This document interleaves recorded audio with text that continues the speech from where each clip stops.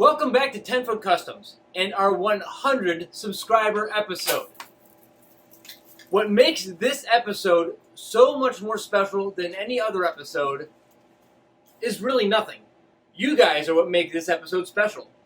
I am going to be doing the same old, same old. Today we're going to be going into the wiring that we started last episode and actually try to do what I was going to do last episode and organize it and clean it up. So we'll get you in here and we will start on that.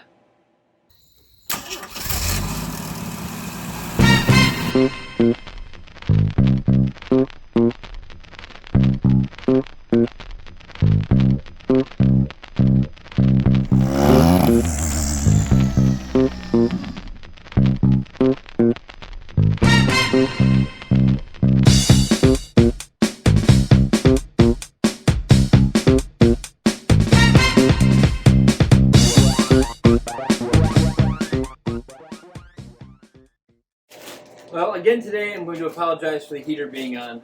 It's been very tough to keep this garage warm over the past few days. It's been in the single digits outside, so but we're good today. So what we are going to be running all of this wiring in is I picked up this split wire Loom from WireCare, 3/8 and 1/2 inch. And I bought Loom for Rusty as well from them, but was not the split Loom when I was planning on running Rusty's all by hand. What makes this nice is I'm going to be running, these wires in a bundle or something, and I may come to the fact that I need to run more wires into that Loom or take a couple wires out. And with the split Loom, it will allow me to do that because it opens up. You can just throw your wires in there.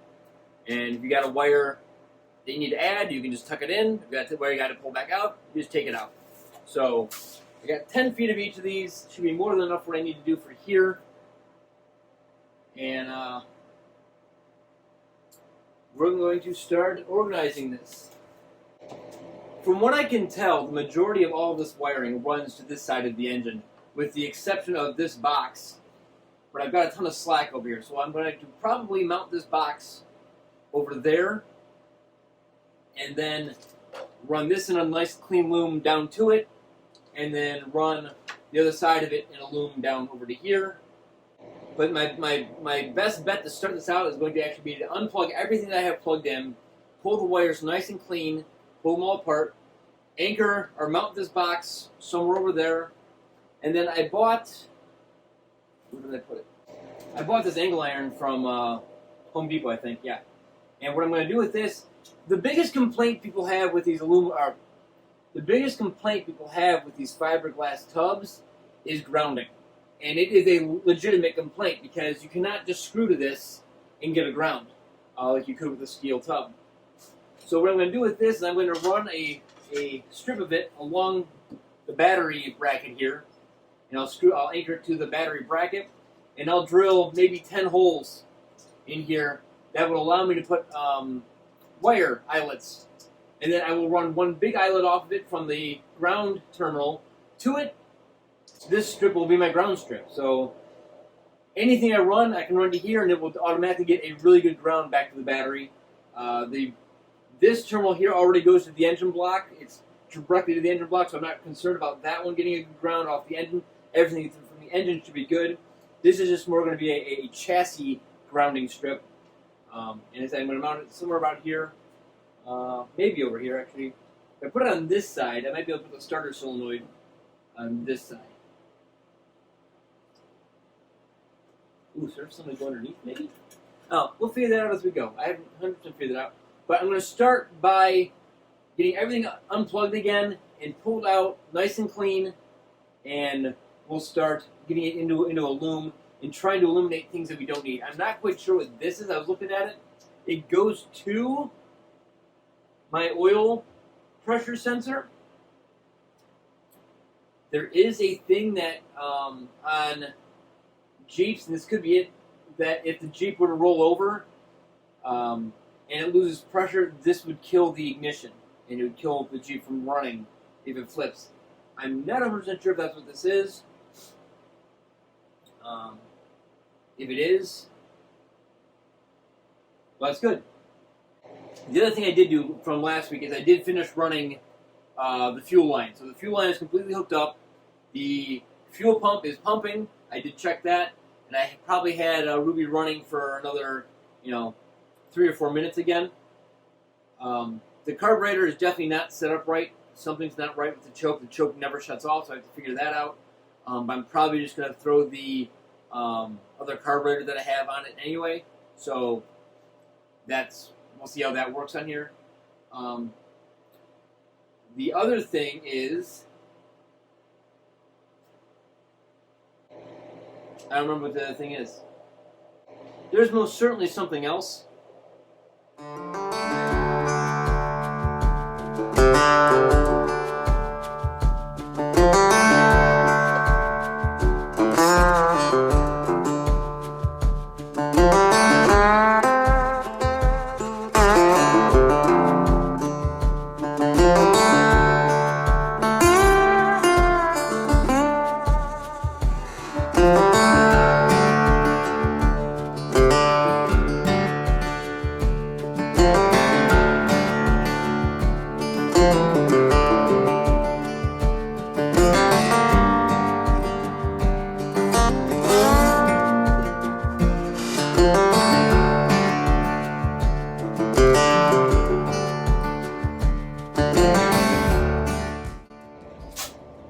Since I finally got this thing running and kind of know where some of the wiring is, and I don't have to figure that out again, I'm going to label when I'm taking off that I already know where it goes. So I know this goes to the starter solenoid.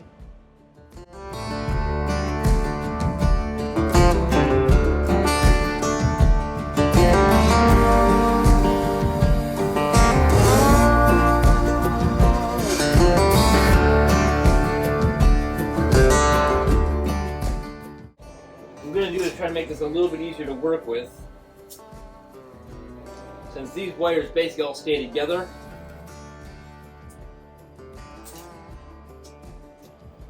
I'm going to bundle them in a couple spots.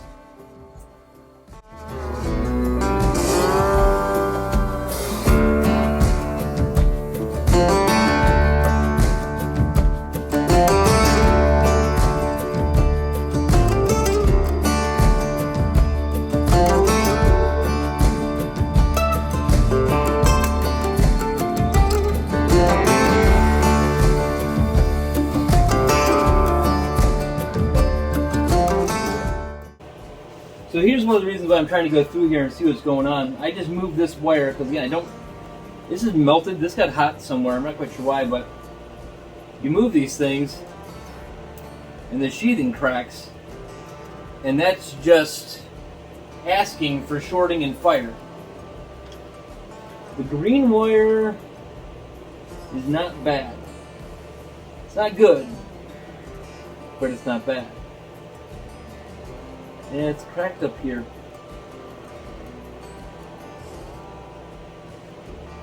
Let me clear this out and see what we've got once these zip ties are off.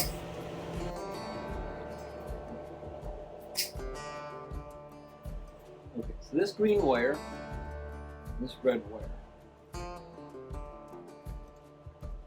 When I look at my book, I should be able to figure out what these are supposed to do. This has got another. This is green with a white tracer. This is hard to tell. Those were not supposed to go together at any point. There are plugins on them. And this just has a bullet on it. And then this brown guy, I hadn't figured out yet. I do believe that this purple one, I think, goes to my oil center.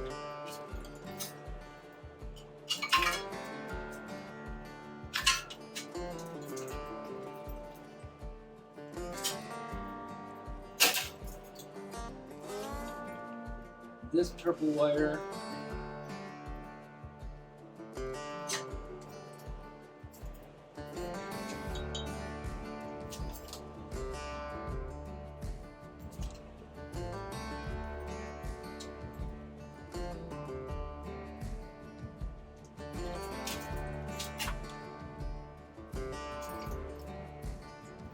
This one I know I'm replacing. This goes to my coil.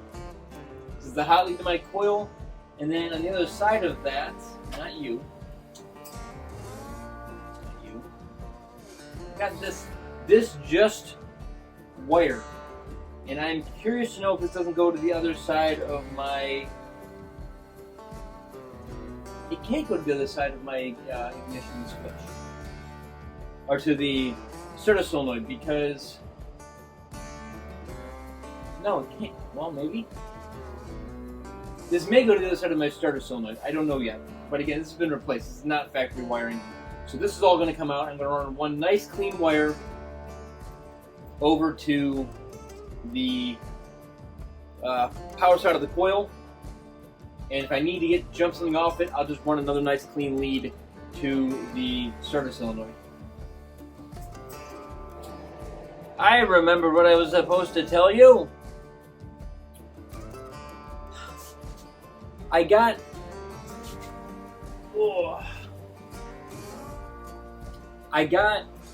we'll be running again for a little while with once I have the fuel system hooked up.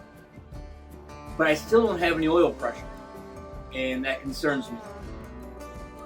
There's a very good chance that it's just a bad gauge, but because I don't know that 100%, I am going to just pick up another oil pressure gauge, and I will tap into what's already here on the block, and I'm going to run a whole set one that I know works before I do any more running of this engine. Because if I'm not getting oil pressure, even though the oil looks brand new, then I've probably already damaged it with the amount of running I've done.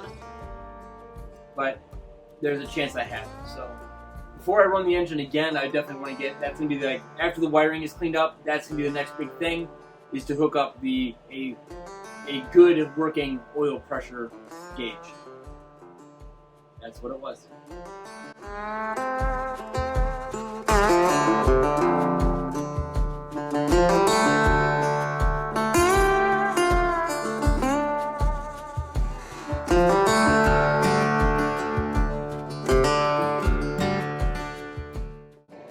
The plan with this unknown red wire is obviously it's not the same one that goes down to the oil pressure shutoff. And honestly, I don't even know if I need this wire. I may eliminate it altogether. But what I'll do, because I know this wire is kind of brittle anyway, I'm just going to snip them short, leave myself enough into this plug, though I would probably just replace that plug anyway and put a new plug in, but I don't want that. This, I do not believe has ever been used. And it just tees off of that one there. So I'm not sure what that is. But we'll leave ourselves a little bit to work with just in case we need to go back to it. And this guy here, we will just, for right now, tape that to there. I don't know what it is, and we may need it.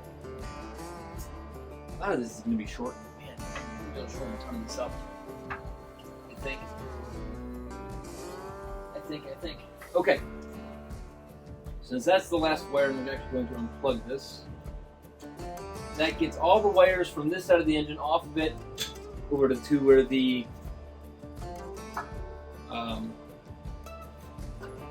junction box is.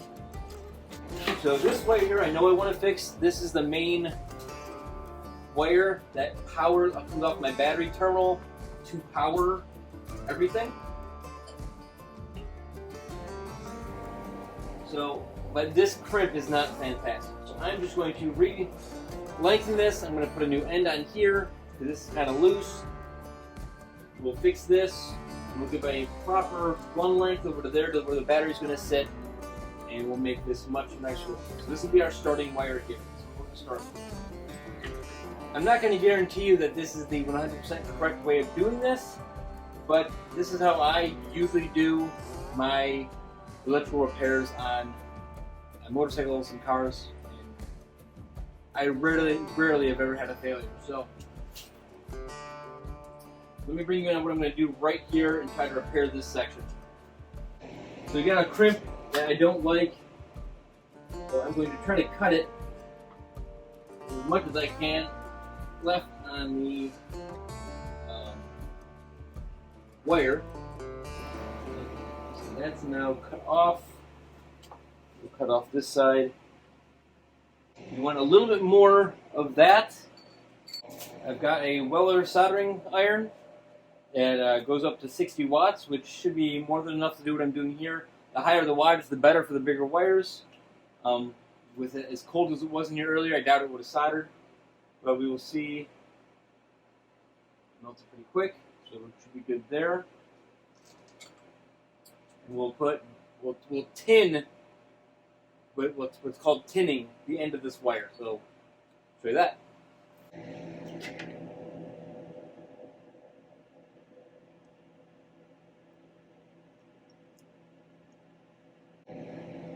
Just make sure you're using a wire solder and not a plumbing solder.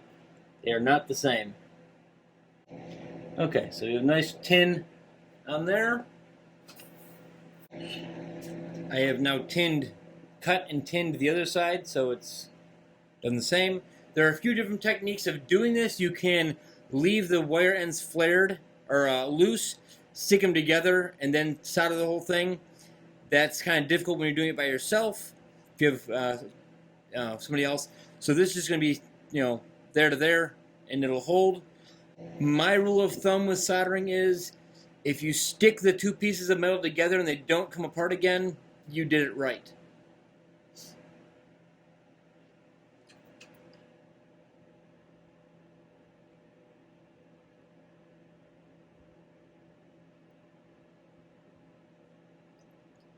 It's a lot of solder to heat up here.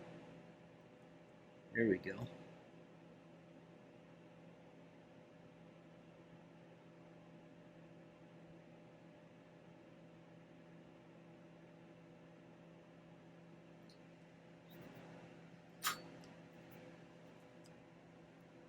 That is bonded quite well. That should be better than at least that crimp fitting that was falling apart. Another thing that I will do here, and I know it sounds strange, but again, I do it because it really tends to fail me. This has got some sharp edges on it just because of where the soldering was. You can come through with a Dremel and clean them up and smooth them out, but what I found that I will run a couple wraps of electrical tape around it, so it'll soften those edges, like that.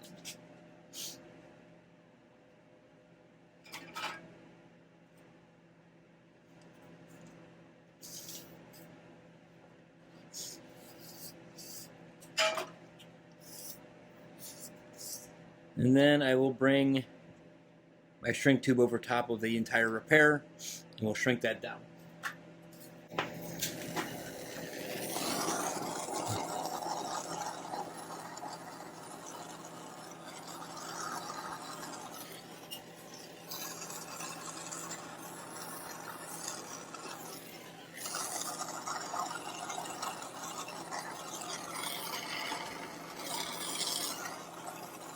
And there we go.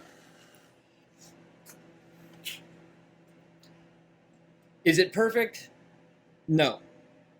Is it way better than it was? Absolutely. So now we can put a bend in that, and we can head this over that way. And then I will eventually put a ring terminal on here. That'll go to the battery. But that's going to go that way. So we know that one's done, cleaned up, looking good.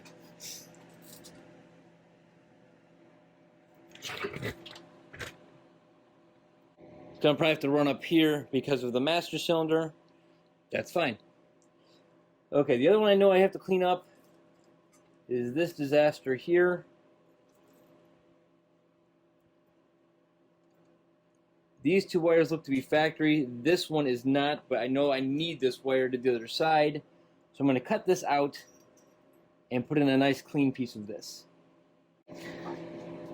Okay, the other mess is gonna be this one here. I know I need this wire. This goes to my ignition box, but this wire is not what I want, but I know I need it. So I'm going to just replace this one and make it look a lot neater coming off of this bundle. of wires.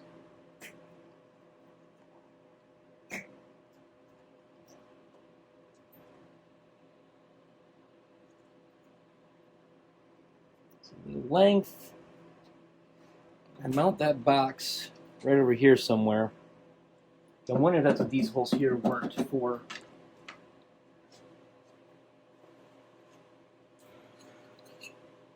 Oh yeah, it's exactly what that was for, right there.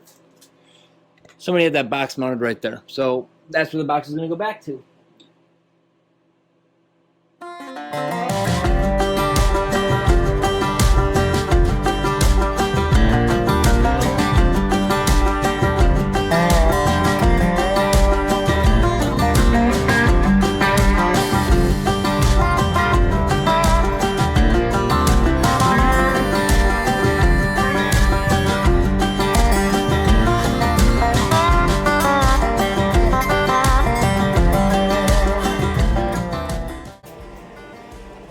Don't need that, rest of that. Clean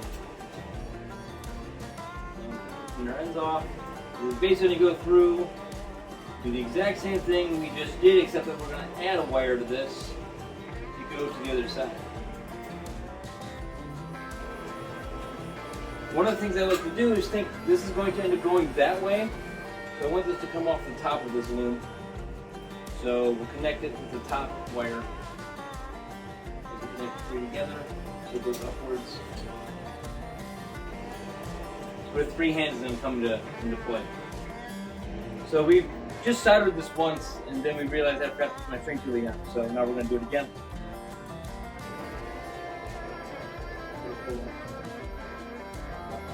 Ah, fingers are hot, fingers are hot. Oh yeah, that's solid. Okay, thanks sir. Yep.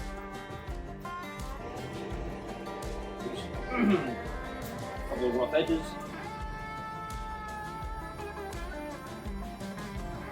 We'll shrink it down.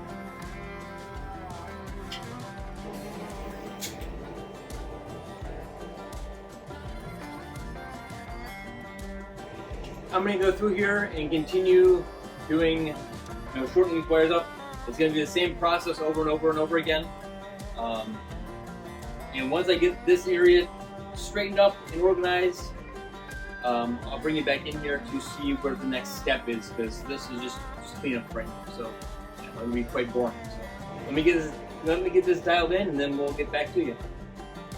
Well, what I've just figured out is this is not going to be long enough to run with what I want in this first loom.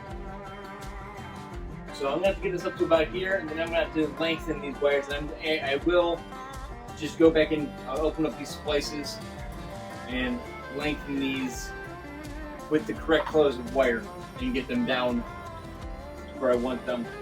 But just, yeah, I could make it if I didn't try to make it pretty, but I'm going to try to keep it kind of neat. So for right now though, take the screw out, and we will loom this bunch of wires that I currently have, and that will be our first loom of wires. Yeah, it'll be the first loom of wires. Now, I've never used this before, so we'll see how easy it is to actually get into the loom.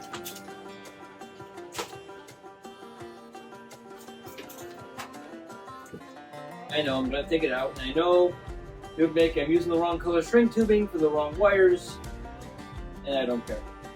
If I had the option, yes, I would actually try to match my string tubing to my wiring. You don't always have that option.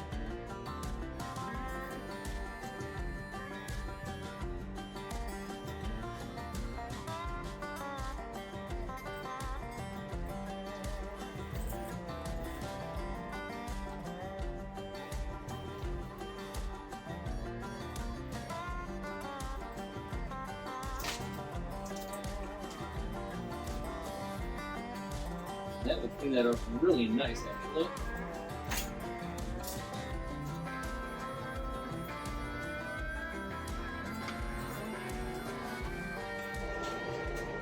So I've got it run right now. This is all over to here. This wire is going to continue out to my battery positive, and I have the battery shifted all the way over there, and I'll give myself a little bit of slack.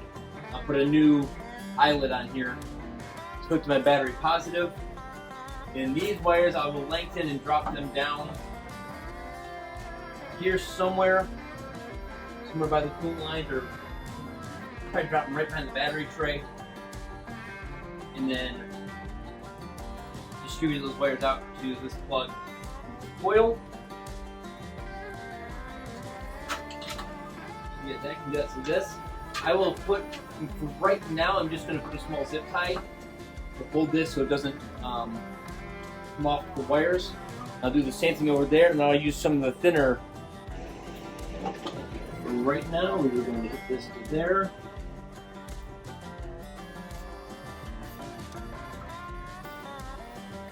We'll keep our wires inside there. This wire, we do know is plenty long enough to drop down to go to here. So these wires all take a different direction from here. So those will go into their own separate loom section down there. And I'll probably just get about tape this up to that when I'm done. So that's going to go that way. So that's good. Do the same thing over on that end. So over on this side, this is going to come up here roughly.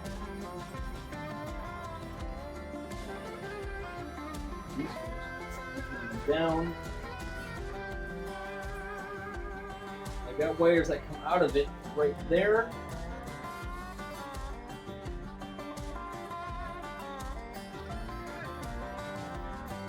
Close it down.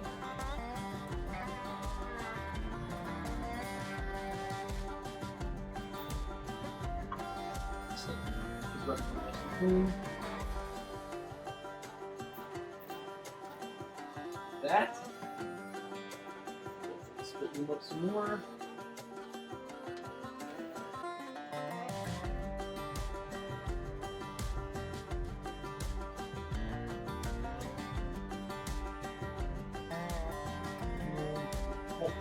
About there.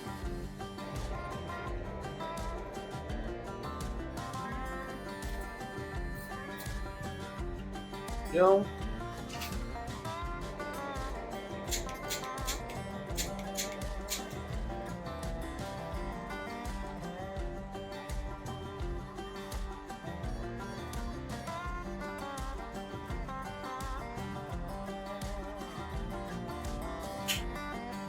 Enough. That is already a huge improvement over what it looked like just a little bit ago. Okay, look at that. Nice. Nice. Okay, now I'm going to run a second bundle over there. So let me organize these really quick, and I'll get them into a loom, and we'll run them that way, and we'll figure out what we're doing with them. Okay, so this is the bundle of the rest of the wires that have to go. 99% of all these go that way. So again, with this, I'm going to take them, run a little bit of electrical tape on them, just to try to keep them together to make it a little bit easier to work with. Every 5 inches or so, 6 inches, it really doesn't matter.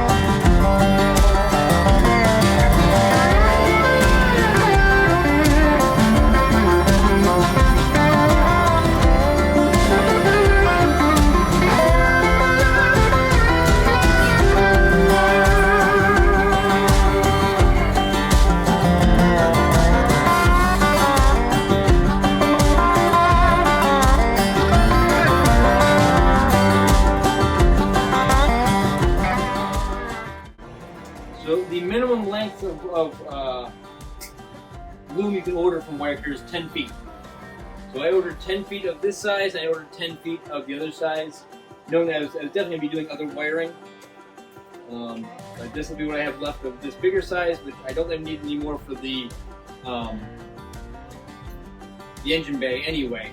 Possibly when I do the front end, but I think the front end is mostly smaller wiring, and I should be able to use the 3/8 stuff. So 10 feet did exactly what I needed for this. So now we will run this across.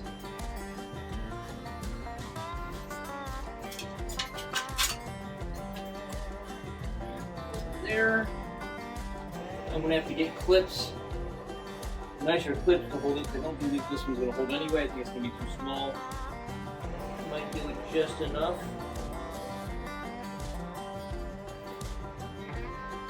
Just going to take it from the brake booster.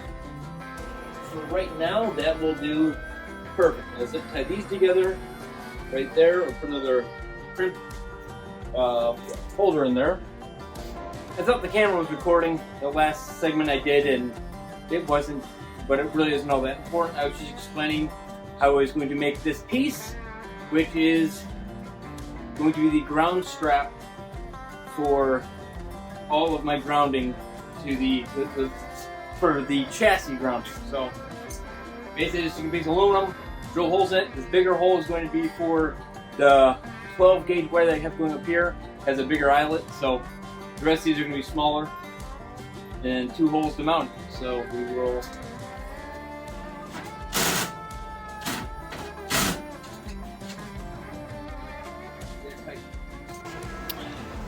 that's all it is. On there, we'll run a ground wire from there to here. We'll replace this really bad wire that goes over to there, and we'll put some ring terminals on them and get the grounding set up. Measured out the amount of cable I want to go from a battery, and left myself a few inches of slack just in case, you know, a different battery fits different or something. So, not that I can't remake this piece. I am not a fan of crimp connectors of these ends. So, again, I'm doing it the wrong way most likely, and people will probably yell at me, but I don't like it. I put them on. I still squeeze them into position just so that they're fall off on me. I prefer to solder these on. Just me.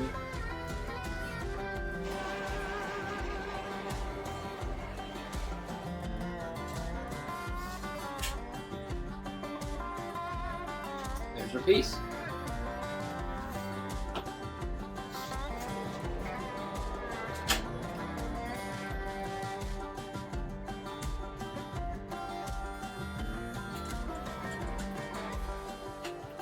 There.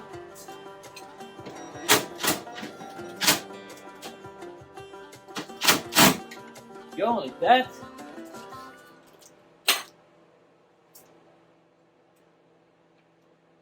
And this goes back on. This will be changed out to black. That's one of the next things too. I gotta get a black cable for that. And anything else I want to run off of ground, I can run off here. So if I have, I'll probably run a big one. Where did it go? This guy here. This guy here was running to ground. I'm going to replace this with more. This is big. I should probably replace with something bigger than 12, but 12 should do it. Run a new 12 gauge, and then run it into one of these lugs here, and then that automatically goes to ground. These will be put up. Hold on. So I'm going to have to get a couple more connectors to run this ground right here. This is all up here. I'm going to get some more harness holders, like loom holders up here. This is my positive. We'll get a ring terminal just like this side and go to this lug here. And then this is going to run down to my coil there. And I have to lengthen these wires to get this down to this plug down here. But I don't have the colors. As I said, I am going to order the right colors and run it in the correct colors. and we'll just run another piece of loom down here somewhere. It'll be pretty simple. Maybe we'll go underneath. We'll go underneath the like that or something. Try to keep it away from the oil filter. These just have to be plugged back in and figure out exactly what they do. I know this goes back to the alternator. Up here, I'll probably run it in the same loom as this when it runs over here, and then it'll just split out to there. And I have to get a new piece of this and run it back in that same loom up to the battery to make sure the alternator works. So that's all minor, just reconnecting the connections I took apart, which is going to be doing the same exact thing that I did everywhere else. But from this side, this is a drain tube, I do believe. It just goes down that way. Yeah, this is all cleaned up here. I'm not, again, why you use red wires for power, other than where I did over there. But repair this. So yeah, this will be cleaned up, and I'll run this up, probably up in the loom here, and hide it, and it'll be gone. It'll go to that side as well. This is all cleaned up and zip tied. Just need to get some of those holders to hold it out of the way and make it look nice. But that is already way better looking. So that's where we are. That was basically what I wanted to get done today, just to make it look more organized and less laying on the engine kind of stuff. Well, that's going to do it for today's episode. By the time you see it, all the little minor things will be put back together, and the loom will be done, and I'll show that when it's done. But I really did want to take a second and really thank everybody who has subscribed to this channel. I never thought it would get to 100, honestly, and getting my 1-year YouTube anniversary will be on the 7th. So getting to 100 before my 1 year is just crazy. I am appreciative that people want to sit and take their time out of their day to watch me work on my vehicles. It's something I have to be doing anyway, so recording it and putting it out there for you guys to watch is fun. But thank you very much. Remember to like, comment, and subscribe, and I hope everybody has a great week.